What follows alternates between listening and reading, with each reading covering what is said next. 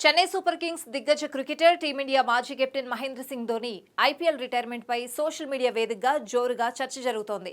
IPL 2024 సీజన్లో defending champion CSK playoffs చేరకుండానే ఇంటి దారి పట్టిన విషయం తెలిసిందే.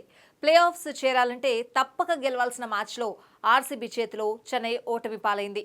ఈ మ్యాచ్లో చెన్నైని ప్లే ఆఫ్స్ చేర్చేందుకు ధోని చివరి వరకు కష్టపడ్డాడు. ఈ మ్యాచ్తోనే ధోని ఐపీఎల్ కెరియర్ ముగిస్తుందనే చర్చ జోరుగా సాగుతోంది.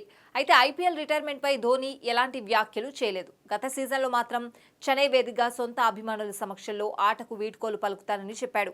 ఆ క్రమంలోనే చెన్నై వేదికగా జరిగే ఈ సీజన్ ఫైనల్ ఆడి ఆటకు గుడ్ బై చెప్పాలని ధోని ప్లాన్ చేసుకున్నట్లు వార్తలొచ్చాయి.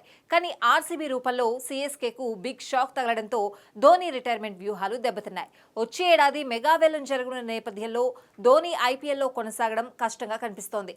ఒక్క సీజన్ కోసం ధోనిని రిటైన్ చేసుకుంటే జట్టుకు తీవ్ర నష్టం జరగనుంది.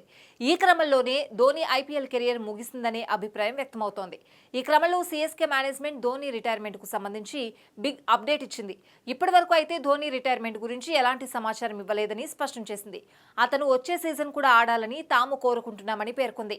అయితే జట్టుకు ప్రయోజనకరమైన నిర్ణయాన్ని ధోని తీసుకుంటాడని, అతను కొనసాగినా వీడ్కోలు పలికినా తాము స్వాగతిస్తామని స్పష్టం చేసింది. ఈ మేరకు సీఎస్కేకు చెందిన ఓ అధికారిక ప్రతినిధి మీడియాతో మాట్లాడారు.